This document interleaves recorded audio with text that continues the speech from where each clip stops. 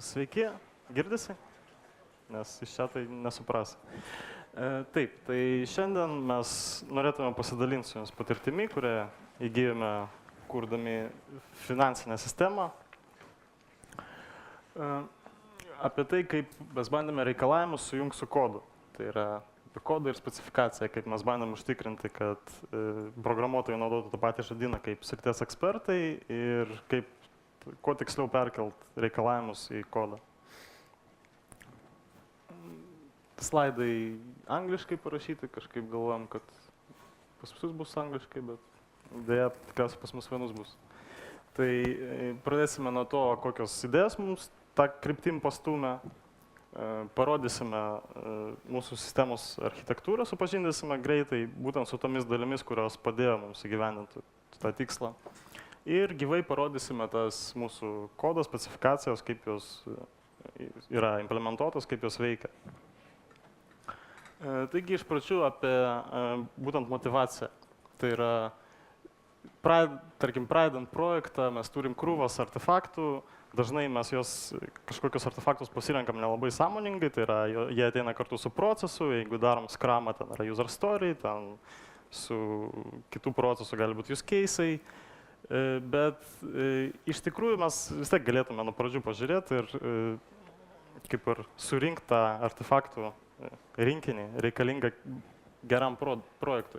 Tai yra, visų pirma yra kodas, kaip žinome, be kodo tikrai nieko nepadarysi, bet aišku, didesnius projektus reikia ir kažkaip kontroliuoti jų mastus, tai yra jų apimtis, kažkaip juos planuoti ir vertinti. Tai yra, vien kodo dažniausiai neužtenka, reikia kažkaip įsivaizduoti reikalavimus, nebūtinai tai turi būti Word dokumentai, tai gali būti tiesiog žodinė forma ar reikalavimai surašyti vienu sakiniu, tai yra trumpi user story.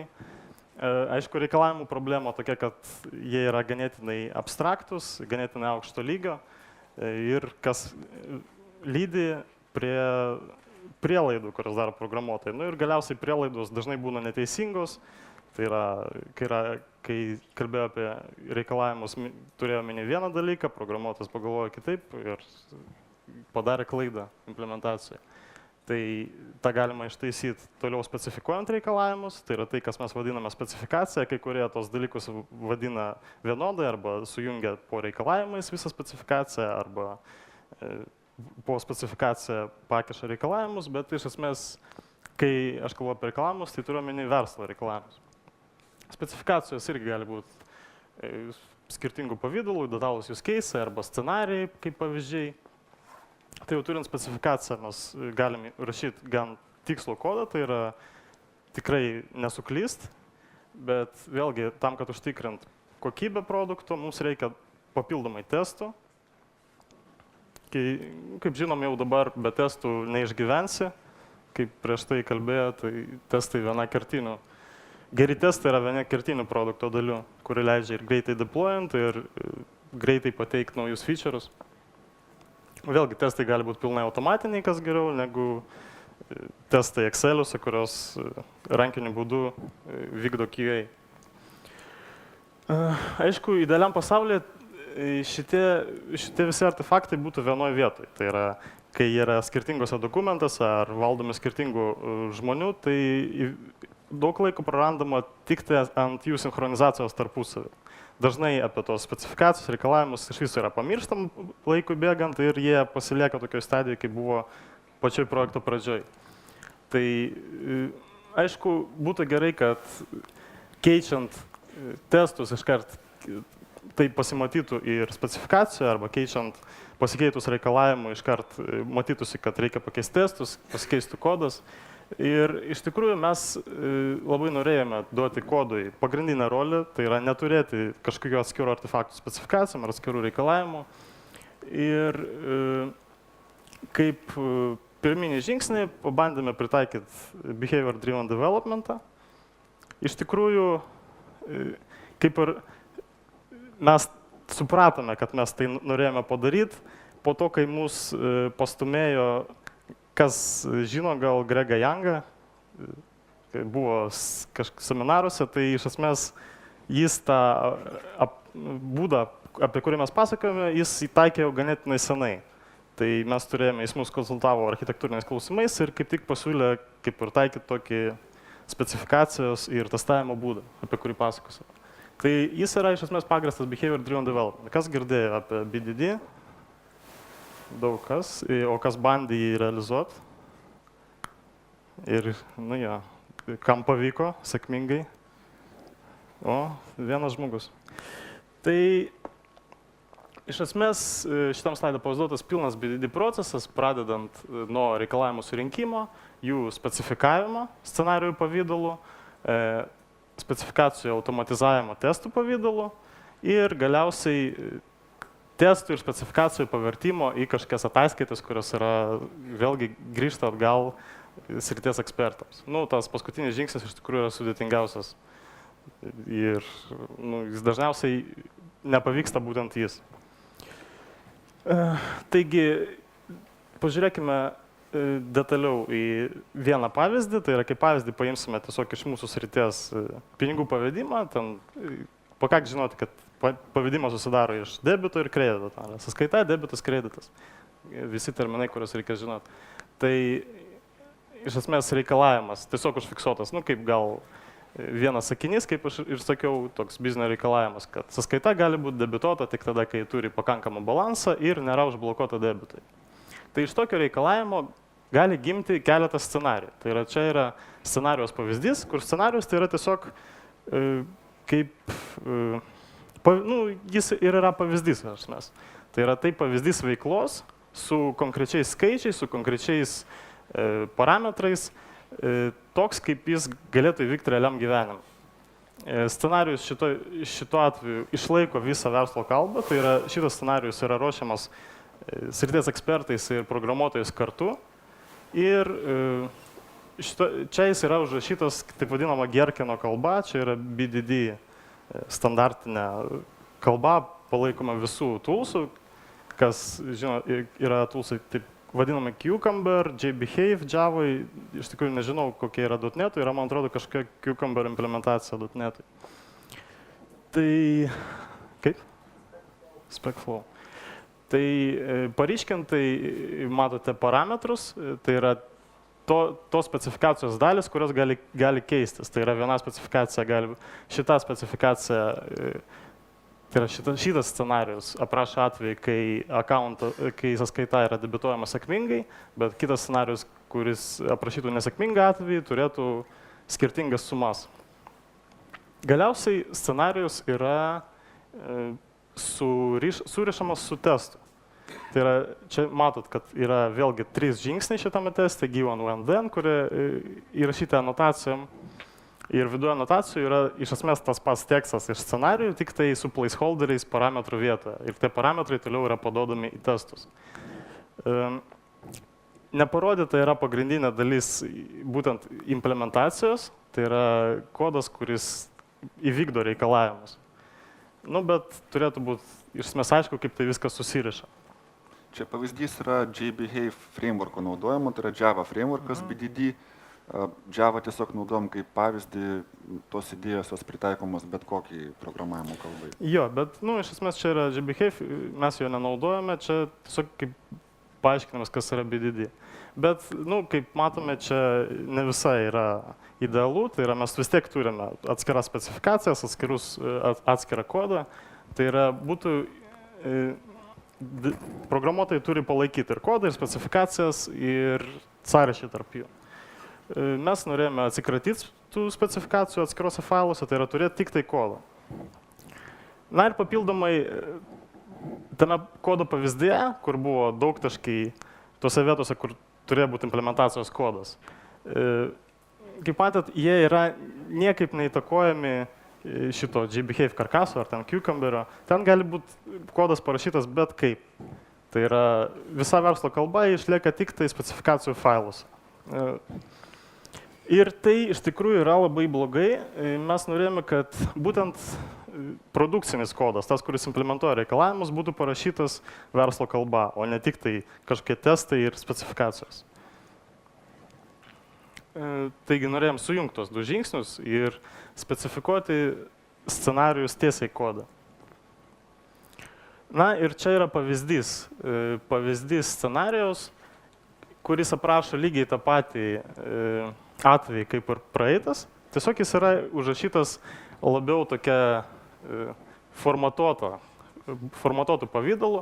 Tai yra vėlgi yra pavadinimas kažkokio storio, yra scenarijus, kai yra debituojama sąskaita, kai yra atitinkamas balansas, yra paruošiama sąskaita su tam tikrų balansų, su debiting allowed, tai yra leidžiama debituoti, tada yra įvykdomas veiksmas debit account ir įvyksta kažkoks įvykis, tai yra sąskaita yra debituojama tam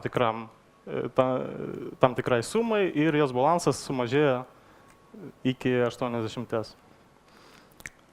Tai už tai mes galime matyti, kad, žinoma, šitas pavyzdys yra ne visiškai tokia sklandi biznio kalba, kuri buvo prieš tai pateiktame scenariuje. Galite turbūt įtarti, kad čia yra sugeneruota iš kodo. Kažkiek tai matosi, ne? Bet pakankamai yra biznio terminai išlaikyti. Kalba yra ganėtinai tokia, jei nenatūrali, tai bent jau aiški. Čia nėra sintaksės, nėra triukšmo. Yra tiesiog reikalavimai su konkrečiais duomenimis, specifikacija. Dabar klausimas, ar kodas gali tokį sugeneruoti. Ko reikia kodui implementacijai, tarkim, ne?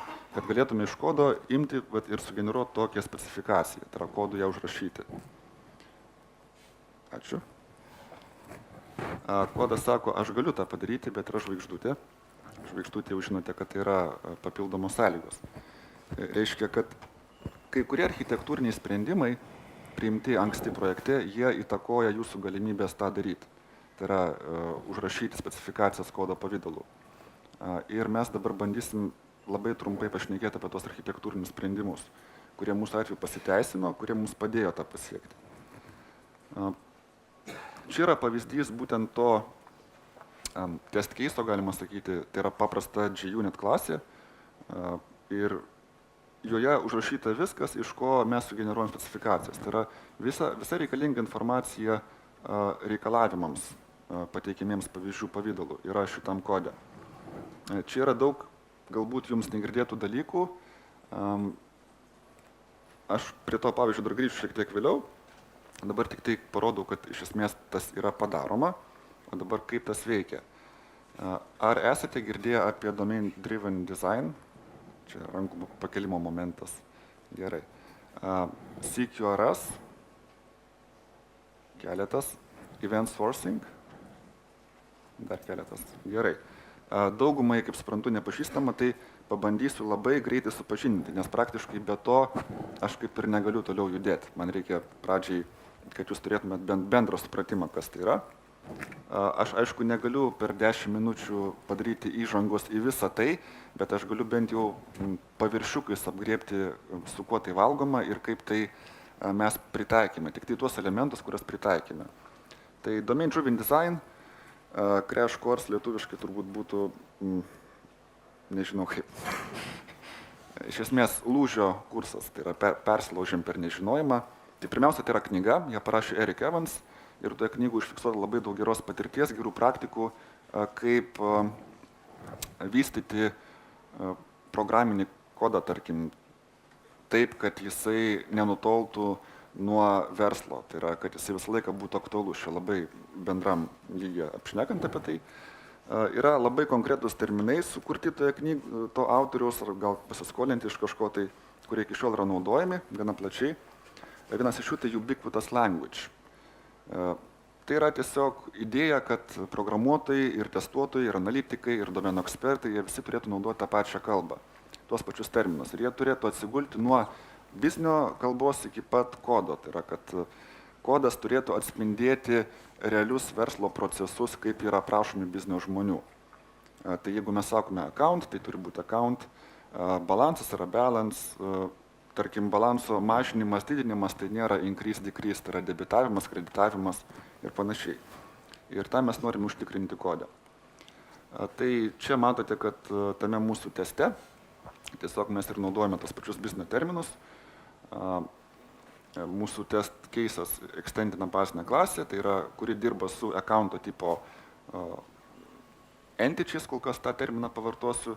yra jos debitavimas, yra eventai, kurie kalba, kas atsitiko, su kokiais parametrais atsitiko, visą tai seka tą pačią biznio kalbą. Toliau kitas dalykas labai svarbus domain-driven design yra entities.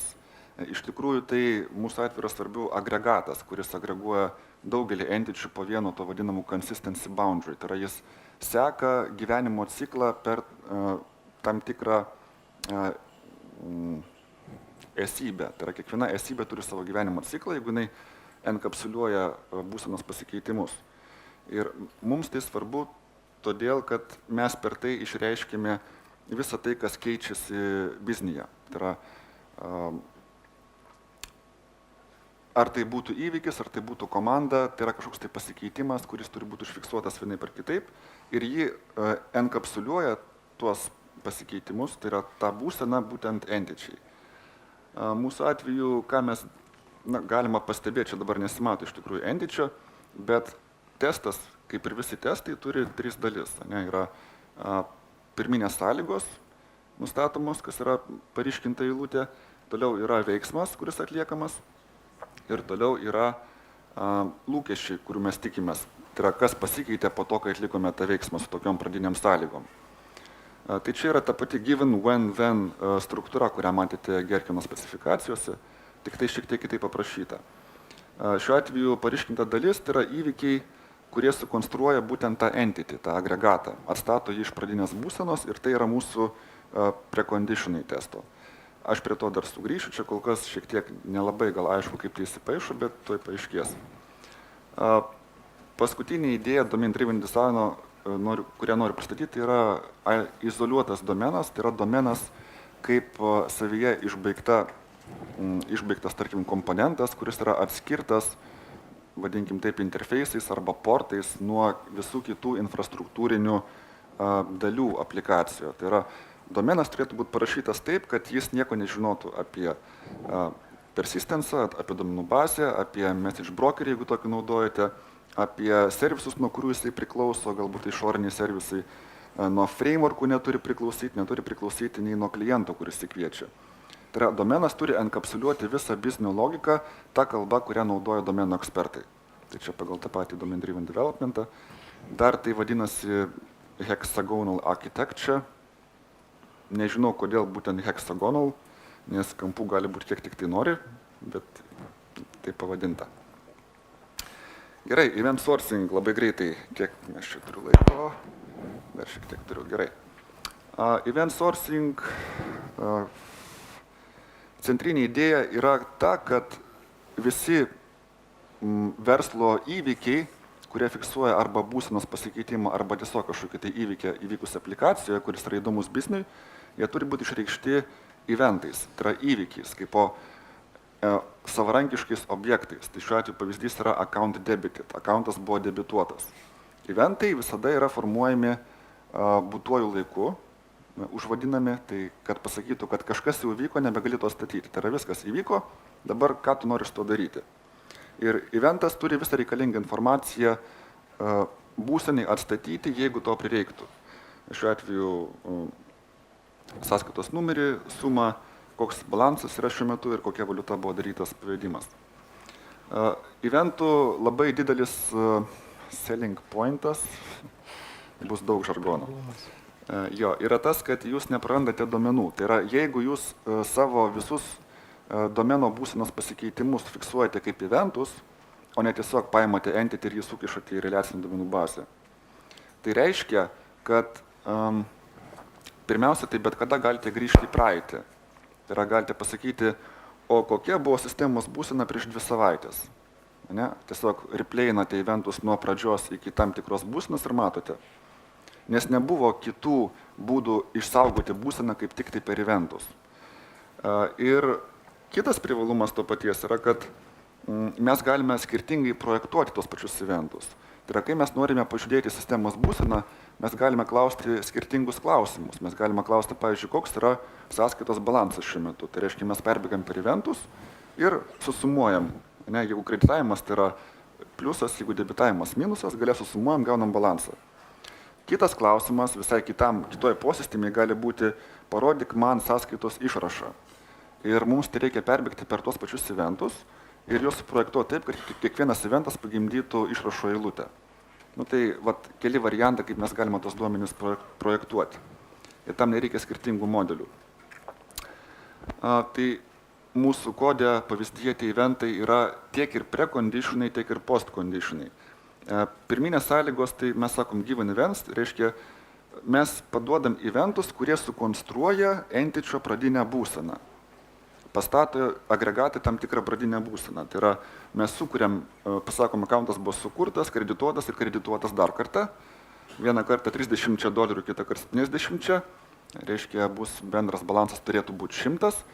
Ir gale taip pat tikimės po veiksmo, mes tikimės tam tikrų evento, kadangi, realiai mes galim tikėtis, kad galbūt mūsų domenas iškvietė kažkokį tai servisą išorėje, tai čia nėra to pavyzdžio. Bet tipiniu atveju mes tikimės, kad kažkaip pasikeitė būsena. Ne? Ir kadangi būsenos pasikeitimai išreiškimi eventais, mes tikimės tam tikrų eventų.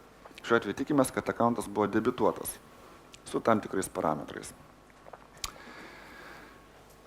Gerai, dar CQRS, Command Query Responsibility Segregation. Vos ištariamas terminas, bet kai kurie iš jūsų jį žino, kaip supratau. Jo centrinė idėja yra tokia, vėlgi aš neturiu laiko labai išsiplėsti, bet labai abstrakčiai. Centrinė idėja yra, kad jūsų aplikacijoje, kad ir kokia jinai būtų, jeigu tai nėra triviali aplikacija, greičiausiai yra du domenų modeliai, kurie maskuojasi po vienu modeliu. Tai yra write modelis, domenim įrašyti, ir read modelis, domenim nuskaityti.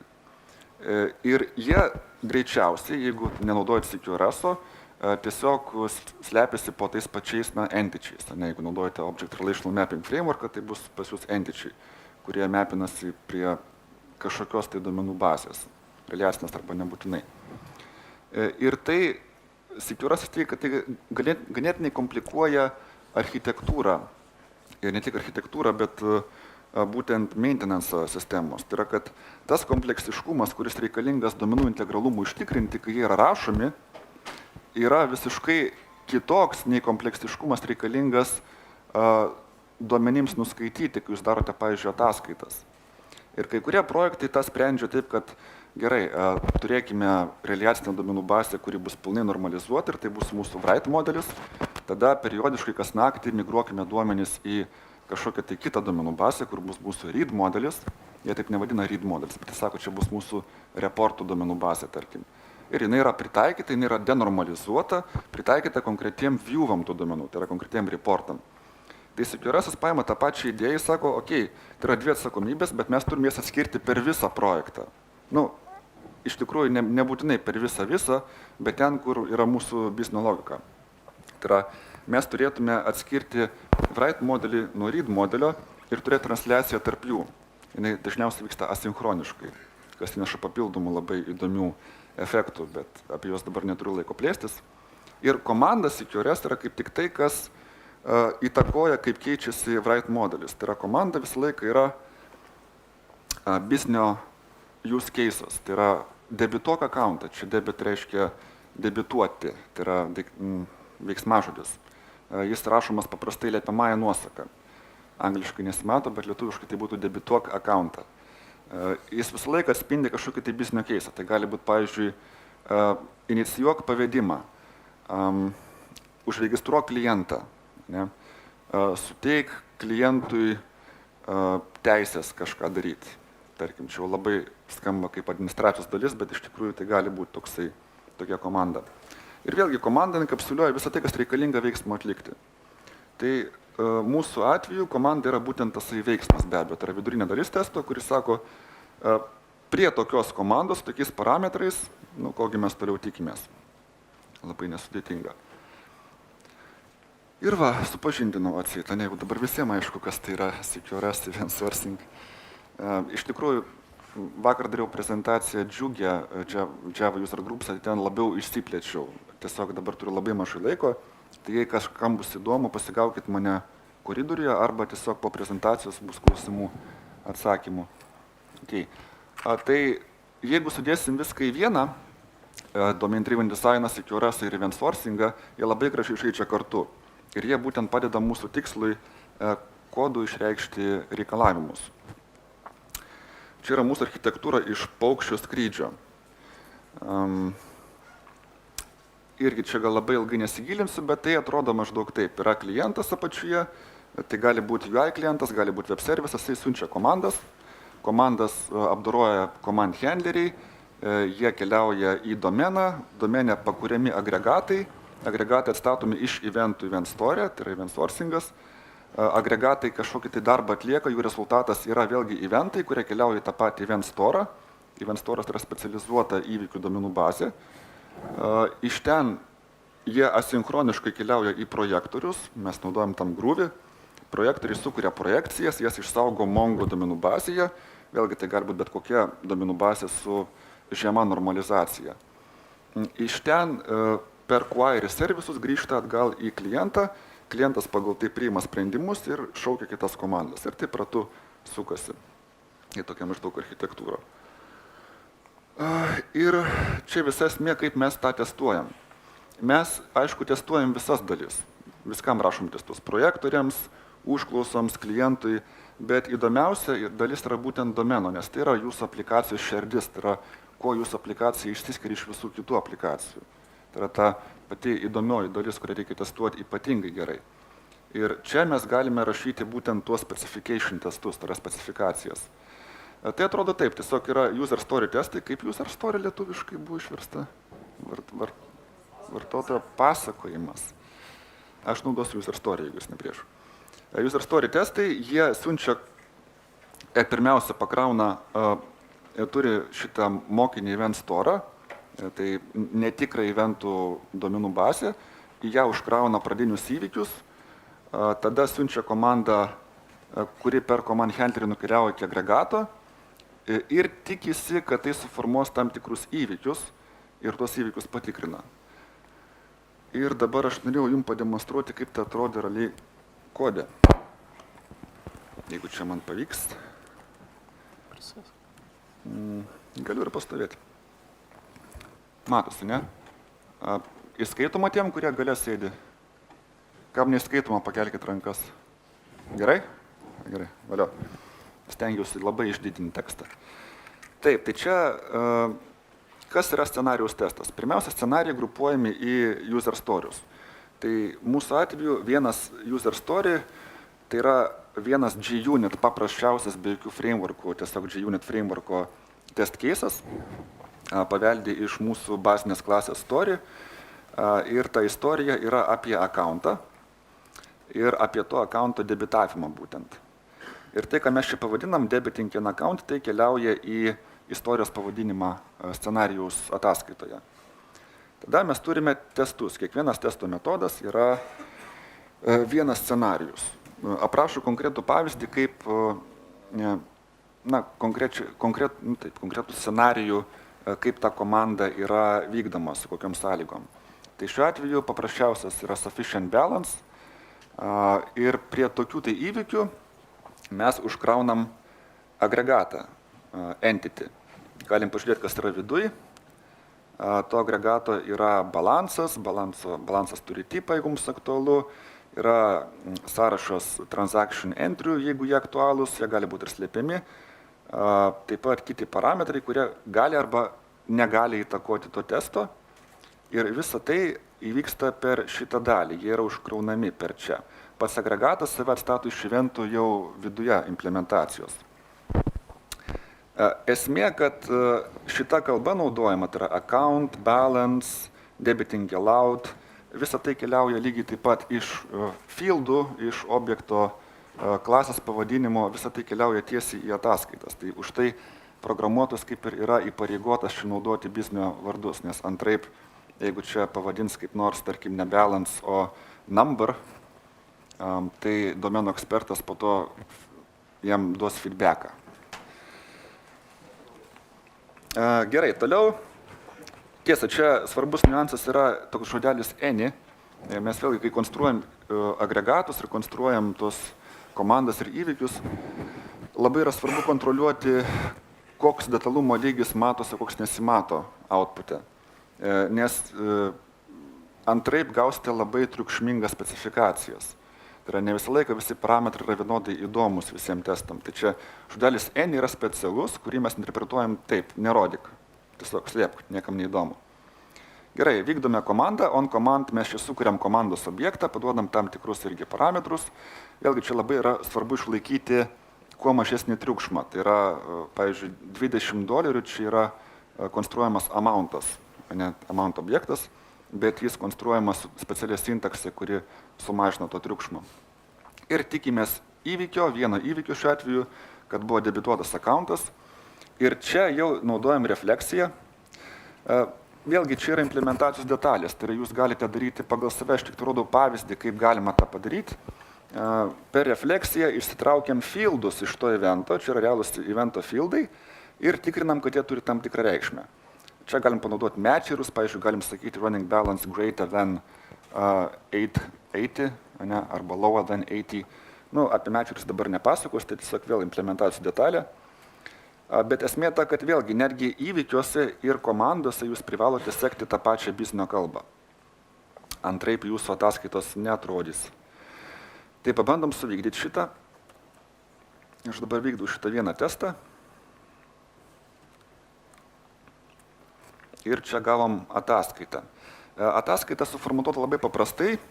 Iš esmės mes viduje formuojam tam tikrą domenų modelį ataskaitai ir po to tą modelį spausdinam į kažkokį outputą. Šiuo atveju konsolę, tai yra labai primityvus outputas. Mes lygiai taip pat kitą turim outputą, kuris publikuoja ataskaitą į wiki, kurį skaito domeno ekspertai. Ir iš jų gaunam feedbacką. Kol kas to feedback yra mažokai, bet gaunam šiokį tokį. Čia nieko sudėtingo nėra, tiesiog pasirašai, šiuo atveju Groovy skriptas, kuris nuskaito XML failą ir daro HTTP užklausą į wiki ten API restinius servisus. Bet tai jau priklauso nuo jūsų infrastruktūros tiesiog, bet tai nėra labai sudėtinga suprogramuoti.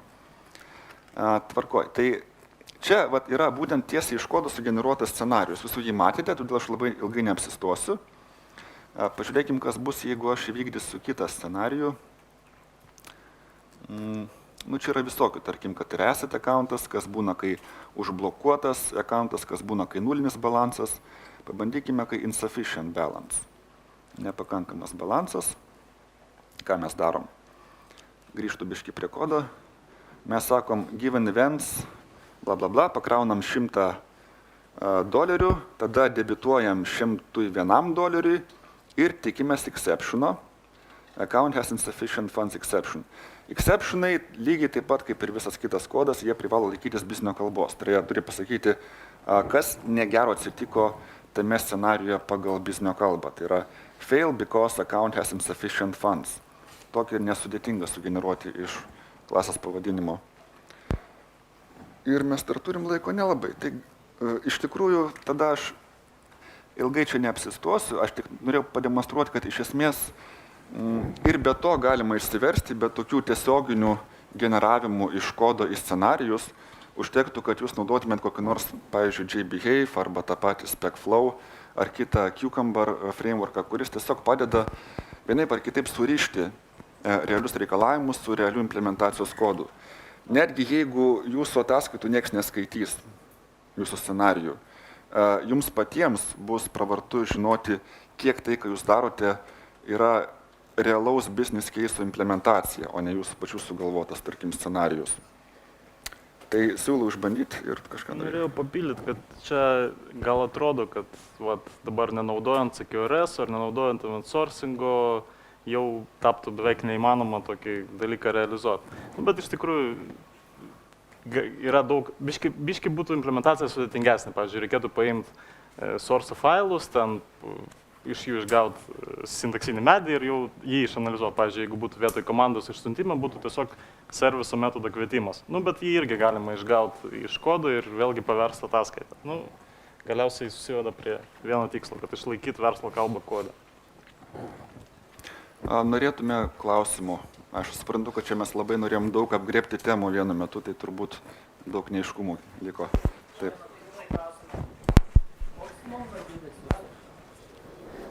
Kokio dydžio MongoDB yra pas jūs?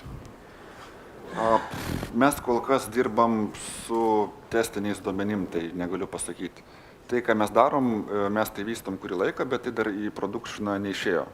Tai tiesiog nėra to dydžio. Gerai, daugiau klausimų. Gerai, pakeliui tada.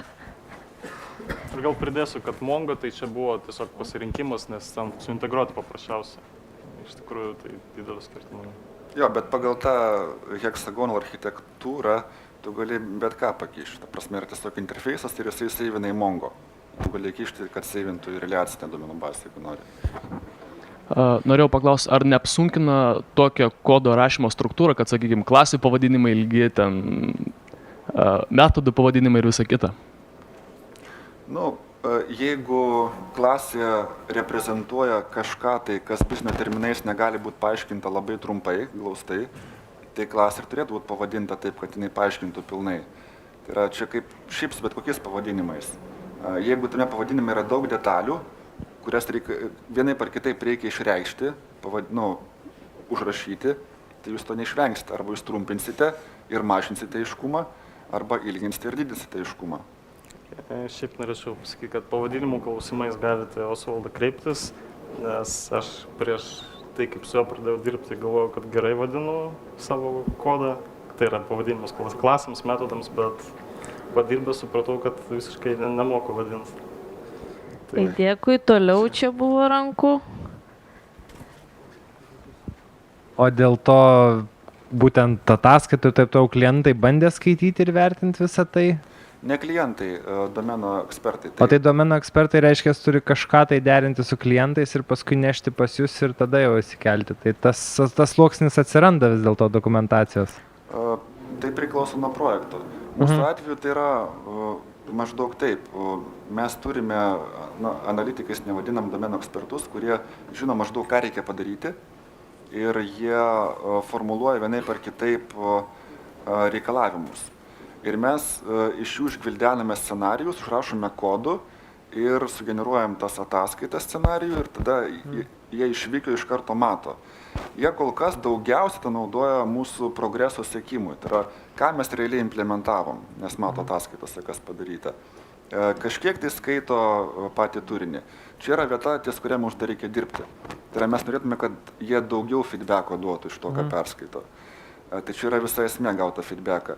Bet jau čia yra mūsų komunikacijos problema su stakeholderiais. Tai yra, čia to kodų negali išspręsti. Netgi turint tą, vis tiek yra labai gerai pačiam programuotojui turėtą feedbacką gauti tiesiai iš scenarijaus outputo. Kad štai, kai jis implementavo, atrodo taip biznio kalba. Tiesiog. Bet tai čia jau grinai gaunasi jūsų vidinė darbo kultūra, nes greičiausiai pas klientą jūs jau ateisite tie domeno ekspertai ateis su kažkokiu tai jau kitų dokumentų, kur sakys, va tai bus sistema. Taip, klientai aš nemanau, kad jie skaitys. Okay. Tai yra labai detali sistemos dokumentacija. Jei kažkas pas klientą norės ją perskaityti, tai prašau.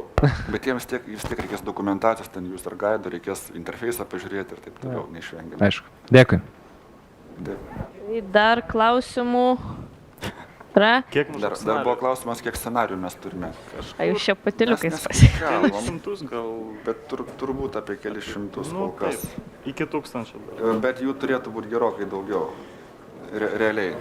Tiesiog mes dar esam kaip negalutinėse tikrai stadijose toli gražu vystymo. Bet jų tikrai daugės. Rasti? Scenarijų pageidaujama. Taip, Ctrl-Shift-T ir įrašai pavadinimą klasės, ko tu ieškai. Jeigu kažkas su account susiję, tai rašai account ir gauni account scenarijus, tiesiog. Gerai, dar matau vieną ranką, paskutinis klausimas.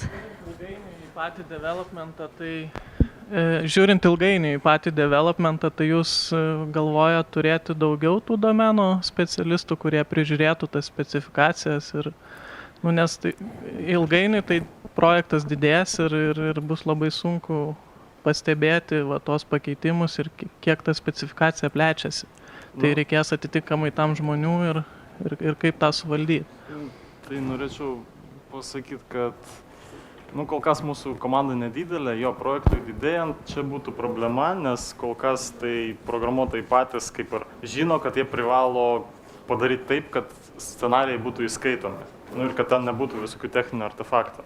Bet kai, aišku, su laiku, kai ten mažiau motyvuoti, pavyzdžiui, programuotojai priimami, ar ten ateina nauji žmonės ir jiem neperteikiamas tas kaip ir būtinumas, tai specifikacijos blogės ir matyt reikės įvesti kažkokius procesus gal, nu, ta prasme, automatiškai. Kaip? Ar nebus per brangu, klausiu. Galbūt. Palaikyti ką? Būtent palaikyti...